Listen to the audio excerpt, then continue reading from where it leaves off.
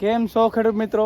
જે લોકોએ આ વર્ષે નાળિયેરનું વાવેતર કર્યું છે અથવા તો વરસ દિવસ પહેલાં નાળિયેરનું વાવેતર કર્યું છે તેને ચોમાસું પહેલાં અથવા તો ચોમાસા બેઠી ગયા પછી અત્યારે શરૂઆતના તબક્કાની અંદર શું તકેદારી લેવી જોઈએ, જેથી કરીને નાળિયેરનો વિકાસ સારો થાય અને પોટીના રોગની અંદર ને બીજા ઘણા ખરા રોગની અંદર આપણે નિયંત્રણ કરી શકીએ. આપણે શરૂઆતની અંદર મૂળની વાત કરીએ કે નીચેથી આપણે શું દેવું જોઈએ, તો ખેડૂત મિત્રો ખાસ કે બીજા કોઈ આડેધડ ખર્ચા ન કરતા શરૂઆતની અંદર નાળિયેરની તમે સોંપણી કરો ત્યારે અત્યારે ચોમાસું સિઝનની અંદર શરૂઆતની અંદર મૂળની અંદર તમે ટ્રાઇકોડર્મા વિરિડી, સુડોમોનાસના બેક્ટેરિયા અને આપણે મુંડાના બેક્ટેરિયા તમે નીચેથી આપી દો, જેથી કરીને તો આપણે મૂળનો કોહવારો અને ઘણા ખરા રોગ આપણે જે પોટીના રોગ છે એ આપણે મૂળના કોહવારાને લીધે મૂળના બગાડને લીધે હોય શરૂઆત થતી હોય એટલે એ હોય અટકાવી શકીએ. ને જો ઉપરથી તમે છંટકાવની વાત કરો તો ખેડૂત મિત્રો ખાસ તમારે જોવાનું કે આપણા પાનની અંદર ચોમાસું સિઝનની અંદર આ રતુમડા કલરના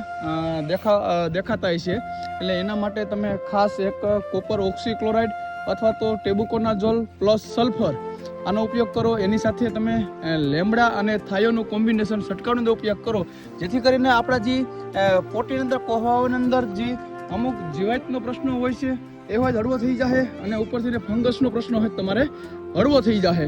એટલે તમે ને પ્લસની અંદર એની સાથે ગુજરાત ગ્રેડ 4 સારી કંપનીનું માઇક્રોન્ટરનો ઉપયોગ કરો, જેથી કરીને આ જે તમારે રોગનું નિયંત્રણ તમારે સારું એવું લઈ શકો. એટલે ખાસ આ ધ્યાન રાખો, બીજા આડેધડ ખર્ચા ન કરતા નીચેથી તમે ટ્રાઇકોડર્મા વિરિડી, સુડોમોનાસ અને મુંડાના બેક્ટેરિયા નાખી દો, અથવા તો જો કેમિકલમાં તમારે જવું હોય તો તેની અંદર ક્લોરો અને હ્યુમિકનું તમે ડ્રેન્ચિંગ અથવા તો ધોરિયા દ્વારા તમે પાઈ ગયો. એટલે ખાસ આ ધ્યાન રાખો. અસ્તુ. જય હિન્દ, જય ભારત.